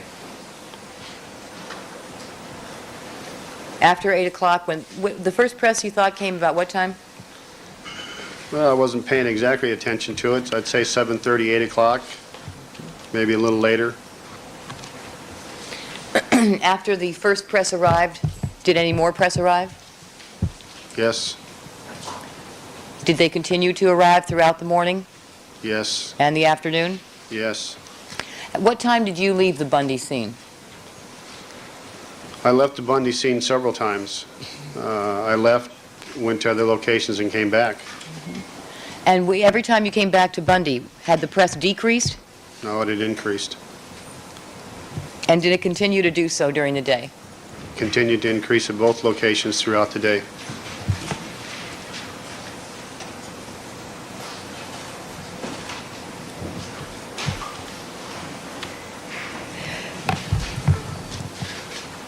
So you made your first notification at 6:50? Yes, Did you subsequently make a second call to get the coroner out to the scene? yes. And do you know what time that was?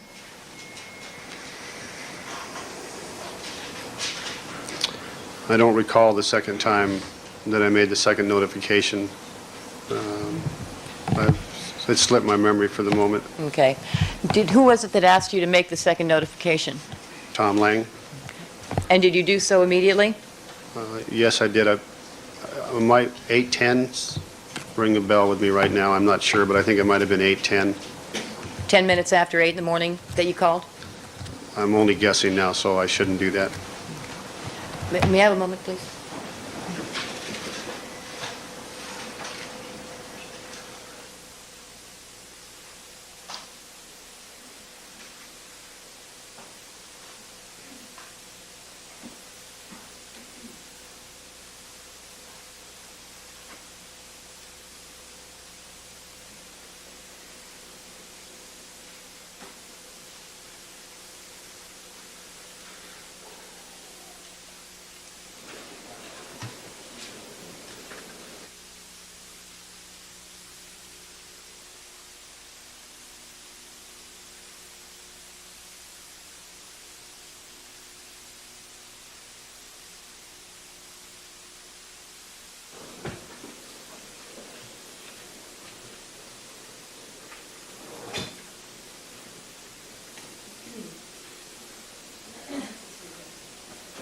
On the same transcript, Your Honor, I'd like to proceed to page 6. All right, that's page 6, people 69.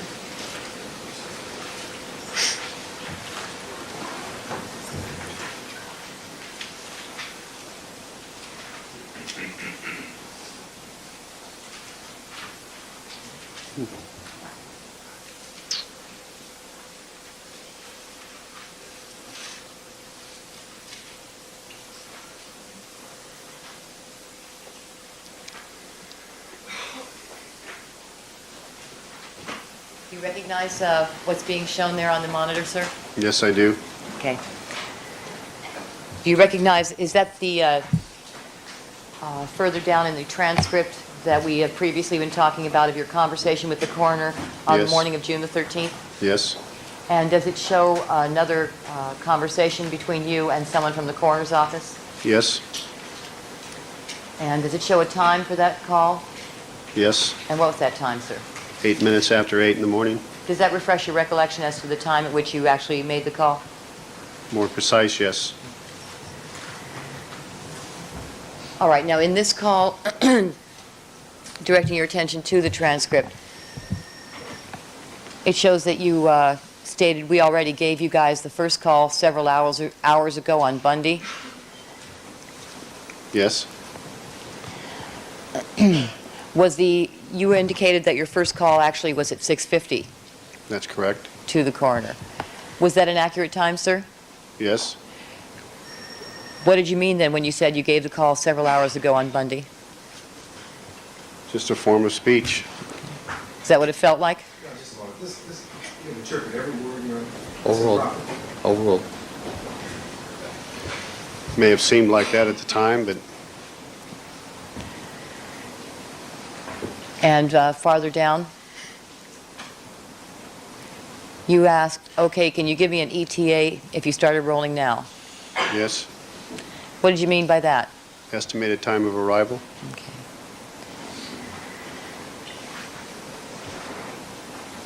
And if we could go farther down.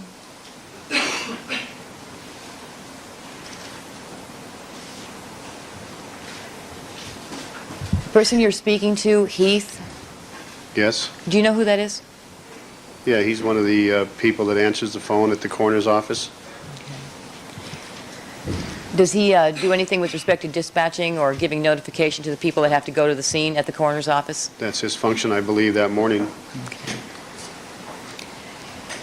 So he gave you some information in this transcript as it's shown during your conversation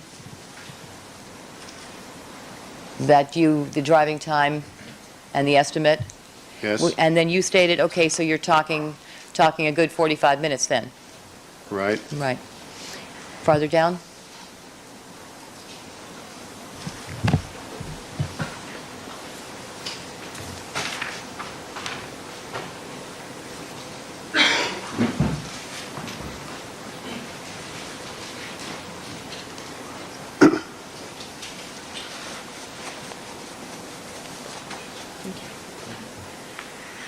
Now, why are you asking for an ETA? What is the purpose of that?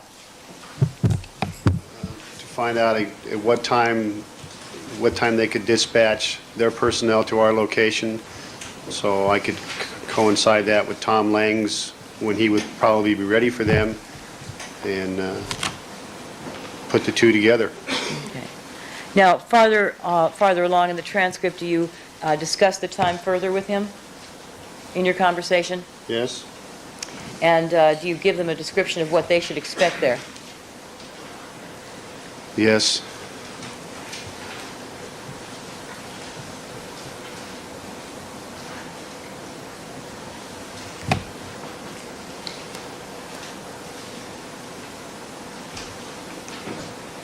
Sorry, is that a question?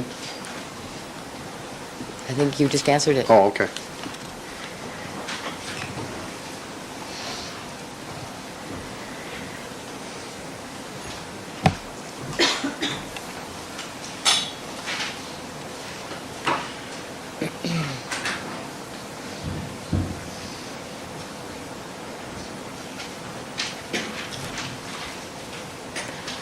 Do you see the further information here? Do you recognize these statements about you got coroner's number yet?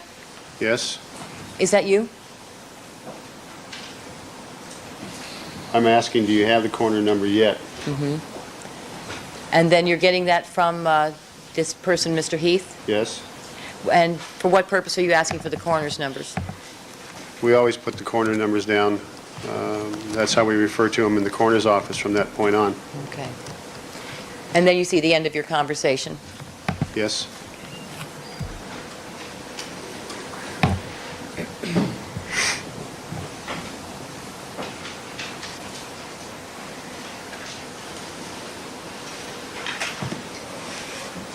I think that's all. May I have a moment, please? Certainly.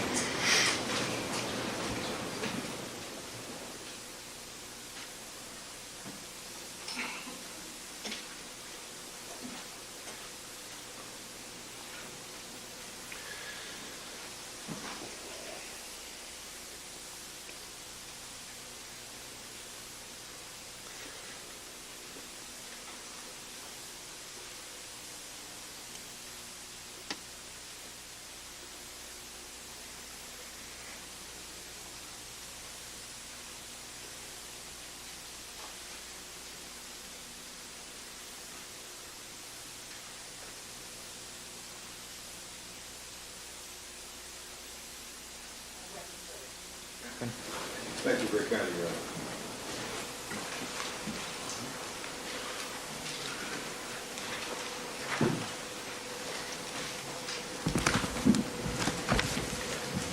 Morning, Detective. Good morning, Mr. Cochran, how are you? I'm just fine. How are you this morning? Fine. All right, great. Your Honor, might we start with, I have some transcripts of the entire conversation involving Detective Phillips for the jury. I'd like to mark them, one of them, and have them passed out to the jury. I'd like to play, have it queued up with the... Your Honor, I'd like did to you play- just refuse to allow me to do that? I refuse to allow him or anything. Are you going to play the whole, I asked you, do you have the tape? She said she didn't have the tape. She's talking about refusing. She said Over she here at didn't. sidebar, please.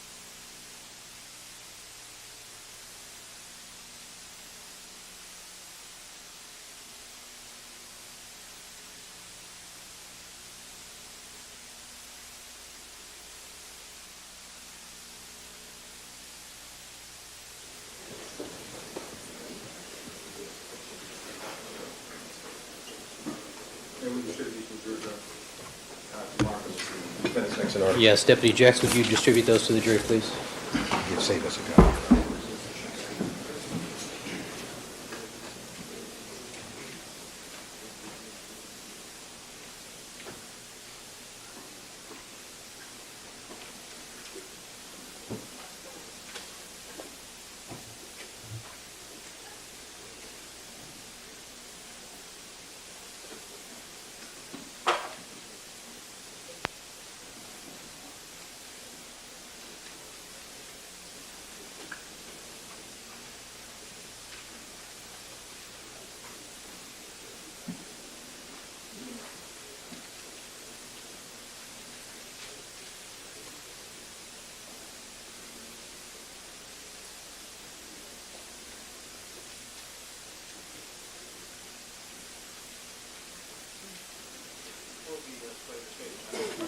May we inspect the tape physically before it's played?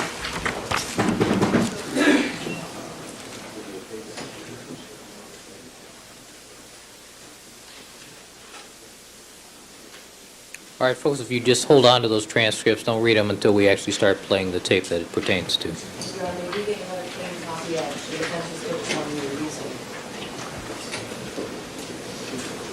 I'm sorry, Ms. Clark, I didn't hear that. Could we get another clean copy of the defense of the court? The defense just took the one we used. I think it's the same one that you have without the underlines, isn't it? I realize it's wrong, but we wanted to mark it. The defense objected to the copy you're Wait, using, so. wait, counsel, wait. When I say wait, everybody stops talking and sits down.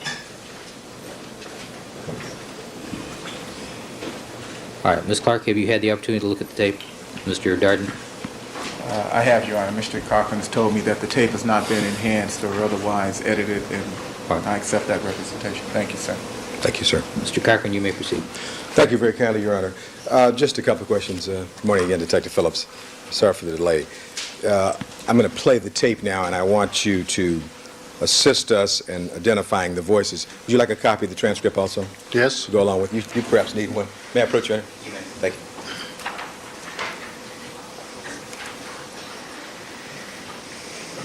Thank you.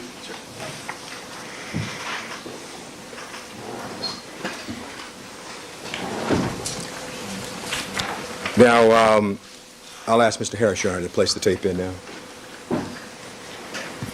I'll ask him to stop it at certain points.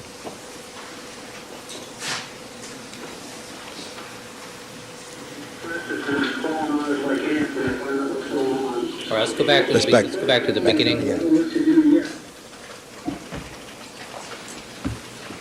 Just before he plays that, let me ask a question, if I might, Your Honor. Certainly. Detective Phillips, this purports to be a telephonic communication between a deputy coroner by the name of Paul Willis and yourself, and I'll ask you if you recognize the voices at some point, okay? I'll recognize mine. Okay, and you hopefully recognize the other voice. All right, why don't we start at the very beginning?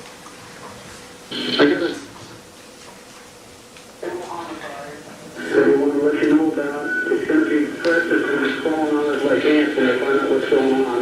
Okay, well, the first... Now, whose voice is that? Before it said okay, what? Yes, where I got a That was double my homicide. voice. That's your voice?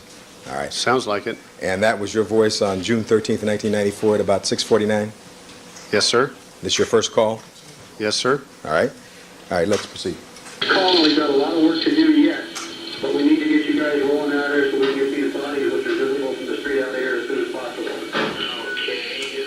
We're kind of not following procedures, but we're kind of asking a favor and, kind of work a little bit on this one. Now, at that point, when you talked about not following procedure, one of the procedures of the Los Angeles Police Department, and part of your manual, is that you are to notify the coroner as soon as practicable, as soon as possible. Isn't that correct? That's correct. And if you look in your book there before your manual, isn't there a section 238.46, notification to the coroner? Yes. And it says essentially, doesn't it, sir, that it shall be the responsibility of the investigating officers to notify the coroner of all deaths occurring, and they list a series of times. Isn't that correct? That's correct. And as an experienced homicide investigator, you know that it's important for the coroner to be notified, because the sooner the coroner gets there, the sooner the coroner can do what the coroner does and try to ascertain when the time of death was. Isn't that correct? That's important. Isn't that important in every case, the time of death? It's important. It could be. And in your own department, there have been complaints from the coroner's office about the LAPD not giving them notice on time. Isn't that correct? I've never heard of any of those complaints. You never heard of these complaints?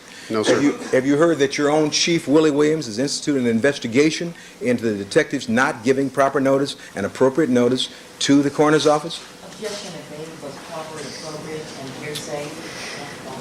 Overruled. I'm not aware of any investigation being done by Chief Willie Williams. You're not aware of any investigation since June of 1994 where the chief has had an investigation done because the LAPD does not give timely notice to the coroner's office. Now I'm asking. Overruled.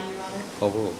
I've told you that I do not know about that investigation, sir. And you've never heard of the LA County Coroner's Office complaining about the LAPD not giving notice?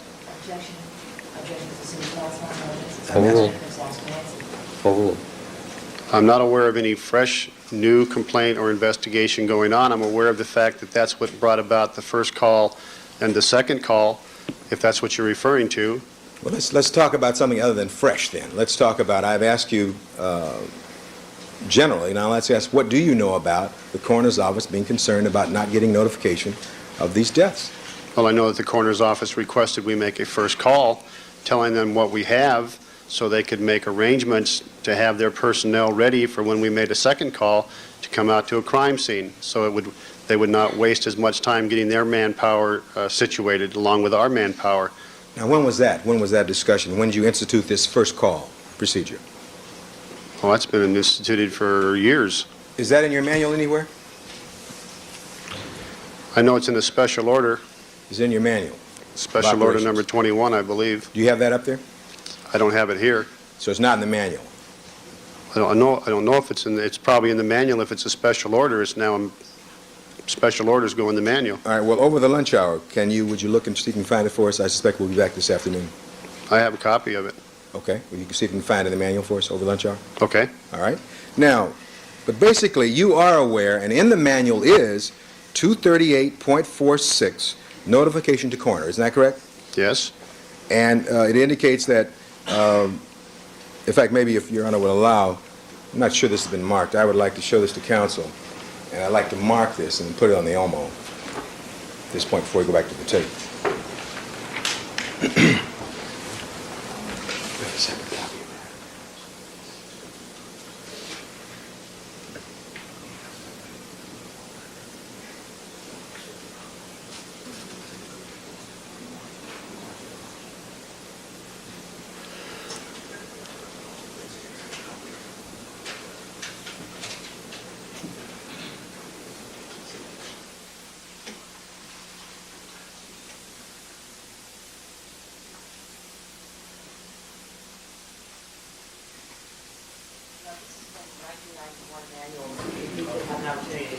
Check it against the 94, 95, make sure it's the same. All right.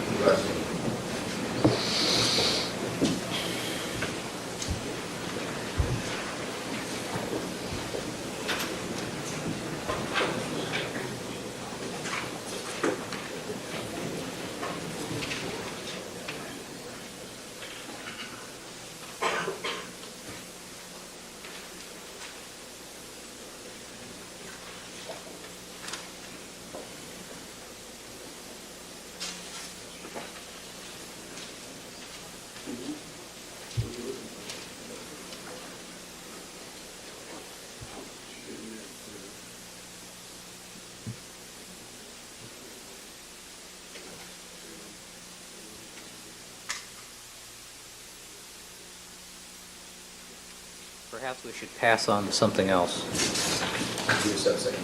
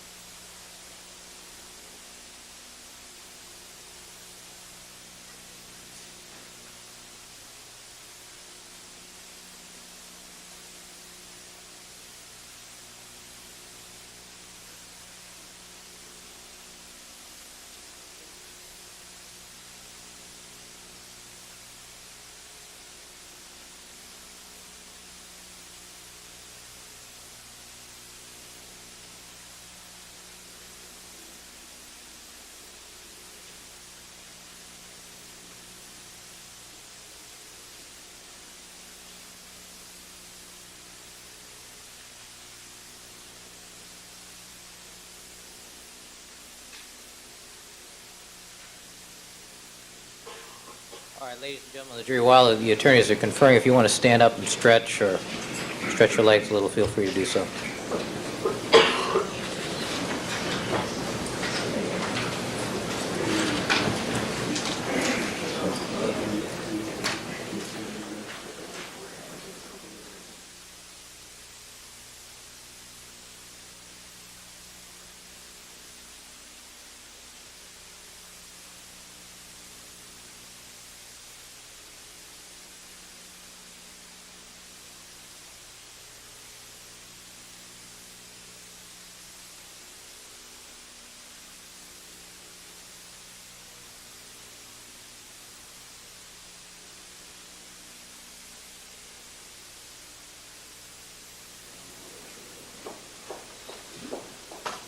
Mr. Cochran, would you give those items to photocopies of Ms. Moran, please?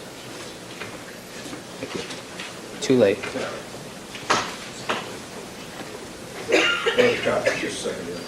All right.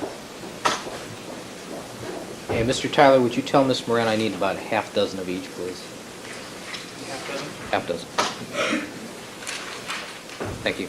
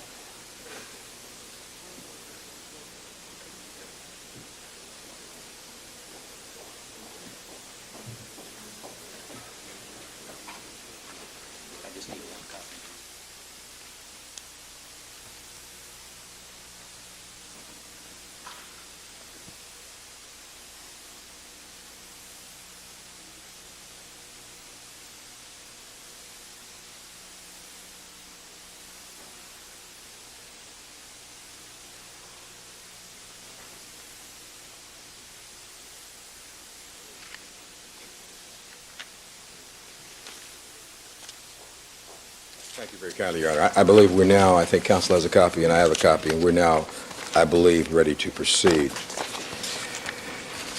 I think whatever I asked last, I'll move to strike that, Your Honor, and go to this question. Detective Phillips, you've now provided us with a 1994 version of the notification to coroner, and it's 238.46 of the Los Angeles Police Department manual. Is that correct? Yes? And do you have a copy of that still? No, you took All right, mine. I'm going to bring it back to you. Okay. I'm going to ask the court to mark that as the defendant's next in order and put it on the Elmo, Your Honor. I'm going to return these to Detective Phillips. All right, that's defense. Thank you, sir. 1016. 1016? Yes. Now, can you bring that a little clearer, please? And now it's 238.46. 46.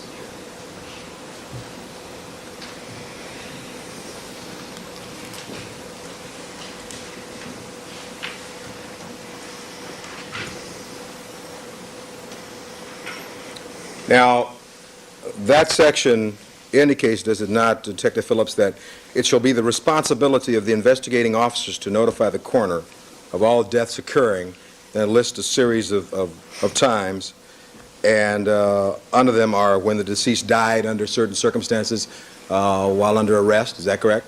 Yes? When the deceased has not been attended by a physician within 20 days preceding death. Yes? When the deceased committed suicide. Yes? When the attending physician is unable to state the cause of death. Yes? When the deceased died as a result of an accident. Yes? And when there is any suspicion that the death resulted from the use of narcotics. Yes? And then, and I hope we copied that, over at the next page at the top. goes on to say, under such circumstances as to afford a reasonable ground to suspect that death was caused by the criminal act of another. And this, of course, was the section under which you were operating. Is that correct? Yes? And so that was part of your manual, part of your responsibility as an investigating officer. Is that correct? Was On that not. date in June 12th. It's my responsibility as the investigating officer, had I been the investigating officer at the time. Right. And since you had been relieved of duty, it fell to Lang and Van Adder. And as such, as we're hearing from this tape, you were carrying out the request of Tom Lang to do this. Is that correct, sir? That's right. Now, in addition to that, right under this particular section, it cites Health and Safety Code Section 10250. Now, as an experienced detective, you know what that section is about, don't you? Yes? And so that we're all clear, Your Honor, I'd like to mark as defendants next, in order I'm giving counsel a copy of the Health and Safety Code. I'd like to mark as defendants next in order D1017, to put on the OMO the particular section 1017.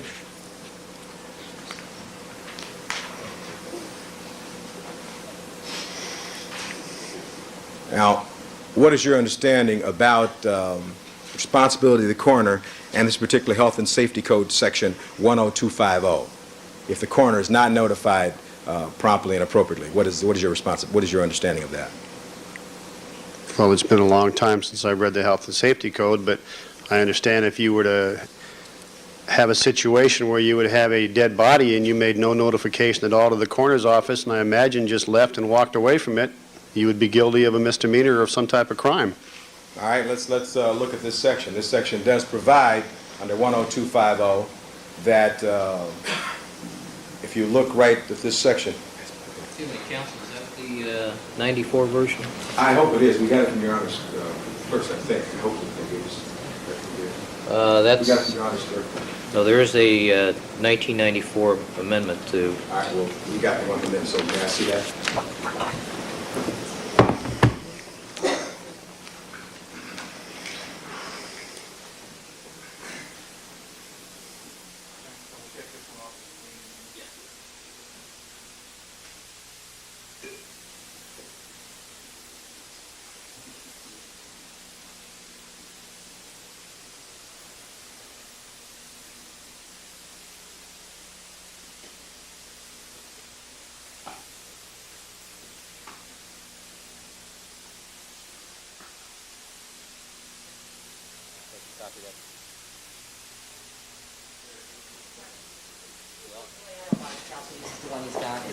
Change is so insignificant, Your Honor. well, if we're going to use the statute, let's use the statute. Correct one, yes, sir.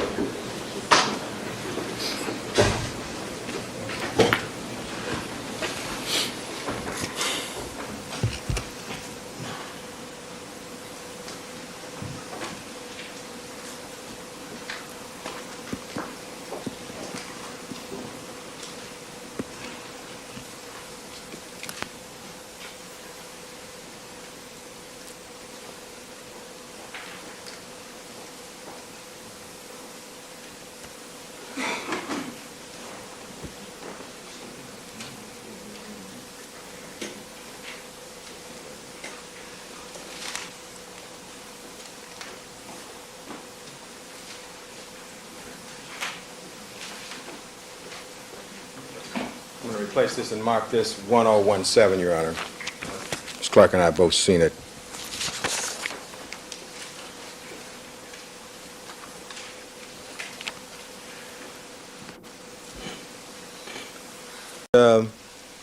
Where it says, any person who does not notify the coroner as required by this section is guilty of a misdemeanor. So it makes it a crime, does it not?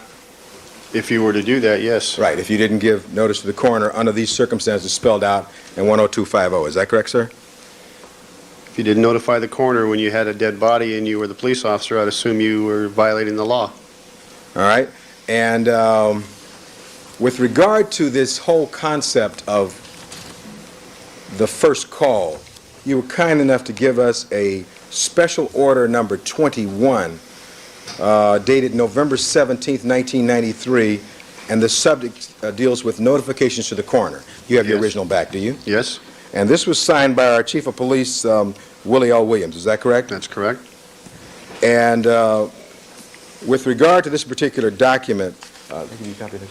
Give a copy of this. I'm going to mark this.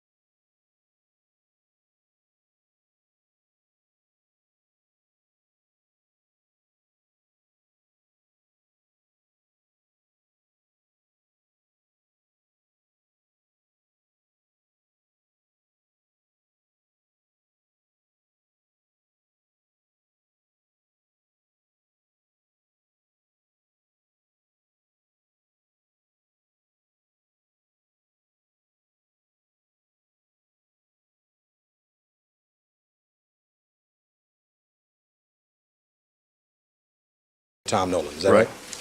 Now, you Well, mentioned a again- couple... Again, sir, one of those was a bad phone number, a mistaken phone number, so there was only 4. I understand, but of the 4, the one individual who responded was Tom Nolan. That's right. All right.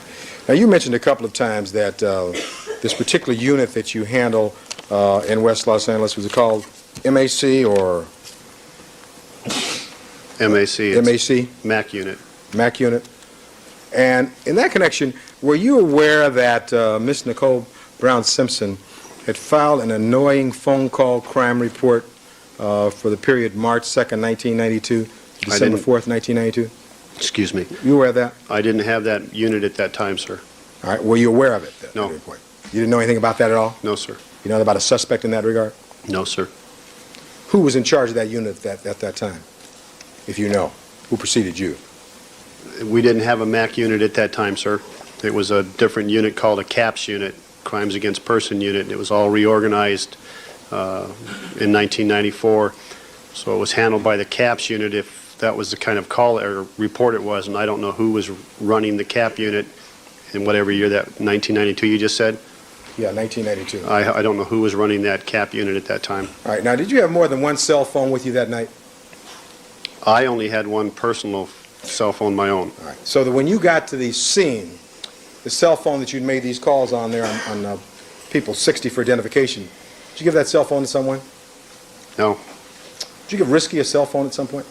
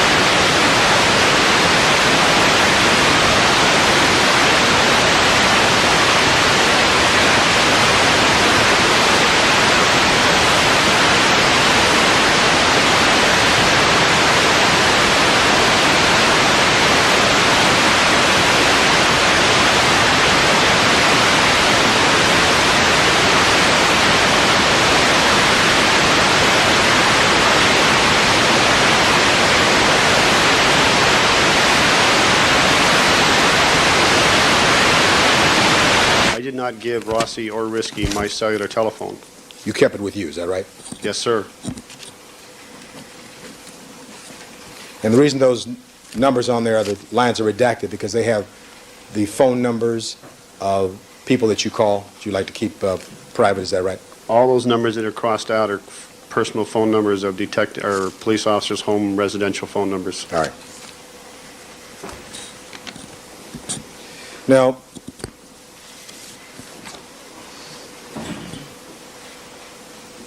did Detectives Lang and Van Adder articulate for you why they were going to go over to Rockingham? Why were they going over to Rockingham? I think it was just a conversation that came about, I told them I had to make a notification. They stated that they would probably want to go along with us. They were the lead investigating officers on the crime. They might want to talk to them. They may have a statement. So it was just it was 4 detectives making a decision to go up there based on a couple of facts, and we went. Let me see if I understand this. All 4 detectives, all homicide detectives, leave the bodies out there. The coroner's not been notified. You all go over to another location to give notification to a man. You don't know whether he's home or not. Is that what you're saying to us? Well, the 4 of us went up there to do that, and 2 of us were going to stay, and 2 of them should come right back. See, but you And all they- went. The question is, you all went over there. Yes, we did. And at that point, no one had called the coroner regarding these bodies. Is that correct? That's correct. No one had called a criminalist to come out and start collecting evidence. Is that correct? I don't know that. Well, as far as you know. As far as I know, no criminalist was called. You know Fung wasn't there, right? don't know that he wasn't called already. You know he wasn't there, though, don't you? He was not there. And even when you came back, he wasn't there, was he? When I came back, I walked up and talked to the lieutenant. I did not go back over to Bundy, so I don't know if he was there. Well, you never saw Fung at any time that morning while you were there, did you, sir? No, sir. All right. You were there till 10 o'clock that morning, right? Right? Off and on. All right. So all four of you decided to go over to Rockingham, and you go in two separate cars, right? That's correct. Had, by the way, before you left the location there at Bundy, had anyone ascertained whether or not Mr. Goldman had driven a car to that location? No, sir. Did you ever find that out that morning, that he had in fact driven a vehicle there? I didn't Parked find somewhere? that out until late that afternoon. Okay, when did you find that out? Right around 3:30 in the afternoon, I believe. And how'd you find that out? Somebody told you? I received a phone call at West LA Detectives. All right, did you, when you were out there in that morning, was anybody checking on the vehicles that were parked in and around Bundy and the Dorothy location? I think the officers wrote the license numbers down. I don't know that anybody did any investigating into those cars, no. Did you find out that Mr. Goldman had in fact driven a vehicle there at some point? As I said, 3:30 in the afternoon, I was told that by a phone call. Okay, did you find out where that vehicle was parked, sir?